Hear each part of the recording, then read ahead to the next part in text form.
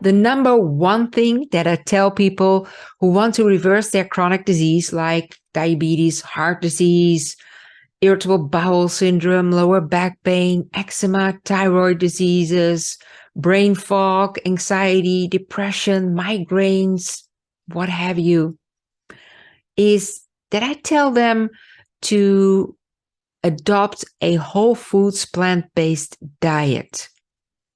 I'm like a broken record. That's really the one thing that I tell them, start now.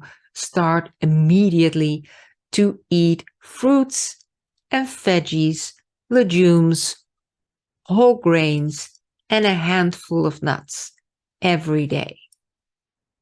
And refrain from everything else. That is what you want to do when you want to reverse chronic disease.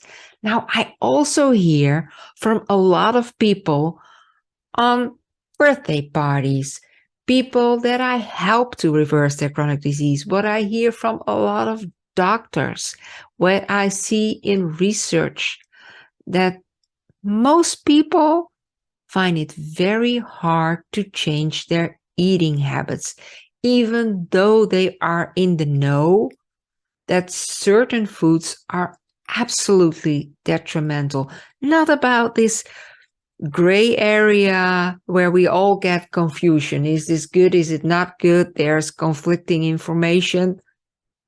That's difficult for a lot of us, but there's a huge category of donuts, of cookies, of candy bars, of candy, sugary drinks, sodas, sugary coffees, pizza, chips, or everything that is in the supermarket with a very long shelf life.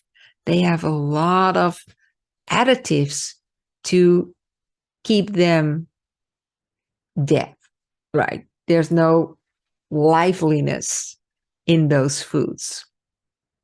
This liveliness are in fruits and veggies. So, having said that, we know that those candy bars, donuts, chips, whatever, that they are not good for us, but still it's very hard for us to change to a more healthy diet. Why is that? Well, new research shows something that has been around for over a decade, that these foods are highly addictive. And what has been shown is that when we eat those foods, they link to the same centers in our brain that relate to alcohol addiction and drug addiction, cigarette addiction. So it is quite evident now why it is so hard to shift our diet to a more healthy diet, because there's an addiction involved, meaning we actually do not have a lot of choice. Actually, we do not have a lot of control. That part that we have control over takes a lot of effort, takes a lot of energy.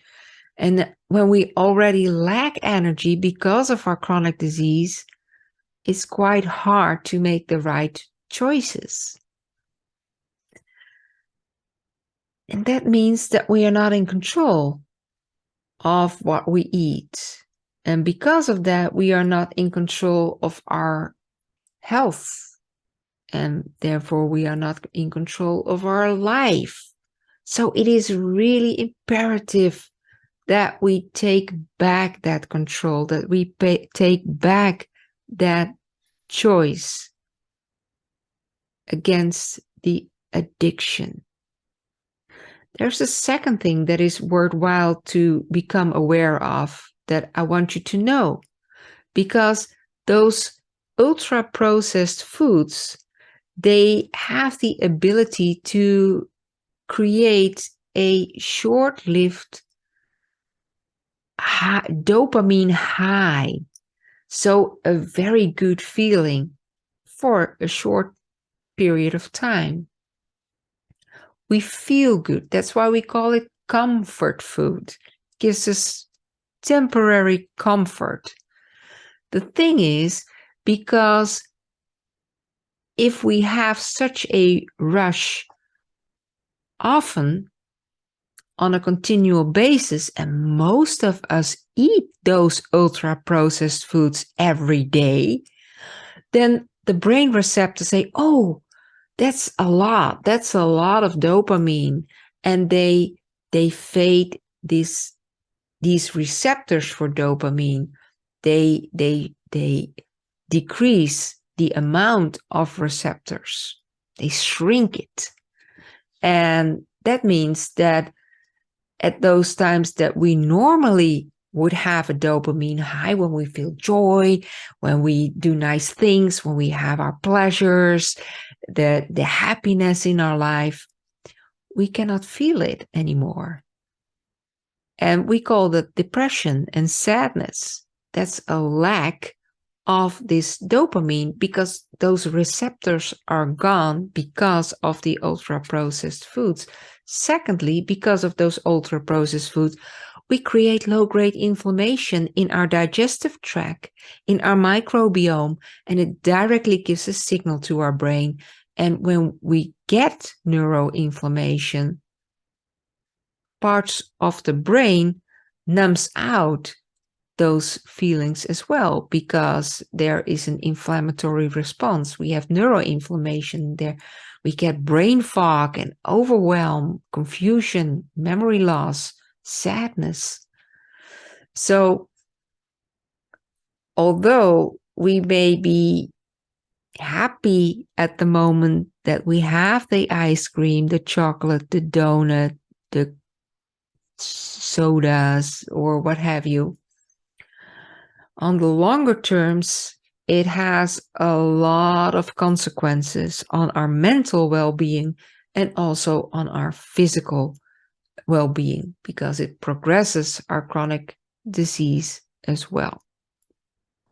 So now, what can we do about it? Is there a way out when it's so addictive? Of course, there's always a way out, because this food and our mental states are so closely connected. Remember, when you feel sad or you feel negative feelings, you have a little bit of depressive thoughts, you want comfort food, right? So they are so interconnected that we have to break this cycle somewhere. And what I have learned with a lot of people, but certainly with myself, is that the easiest way to break it is with food. The easiest way to break it is to stop sugars directly.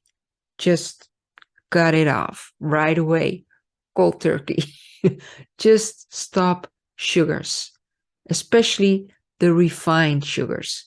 Now, I'm a big fan of fruits, as you probably know, and I would never suggest that for a very long time you would eliminate fruits. But just to wean yourself off this ultra-processed food addiction, or in some cases when you have cancer, I believe it's a good idea to stop sugars altogether for a period of time. Now, what research shows is that when you adopt a ketogenic diet, so eliminate the refined carbs and most of the fruits altogether for a period of 3 months, and you get some psychoeducation that can all be online, so you can get the help online. When you do that, you can wean yourself off this ultra-processed food addiction. It's not only that then you have control again over what you eat, and therefore you get control again over your health and therefore over your life. It also shows in your biomarkers that you have way healthier biomarkers, as if you reverse your chronic disease a bit over those 3 months, at least reverse the progression of it, which is such a good thing. You feel more vital. Probably you will lose weight. Most people in the study lost weight. It is not that only people who are overweight or obese have these food addictions. Not at all. Have those fatty livers? Not at all. Have visceral fat? Not at all. Also, slim people have that. It doesn't show on the outside, but it is there, and it is as dangerous to develop more chronic diseases as in people who do have overweight or are obese. So that is what I want to bring to you today, to bring the awareness about the ultra processed foods, that they can really kill you, that they are the cause of so many chronic diseases, are the cause of all-cause mortality worldwide, and that we really can do something about it. If you want to reverse your chronic disease, this is really the first thing to start with. Start with a whole foods, plant-based diet. And if you are one of the people who are quite used to ultra-processed foods, wean yourself off for a period of 3 months by just refraining from all sugars, even the fruits that have quite some sugar. So stick with the berries. So that's it for today, and I hope this was valuable to you.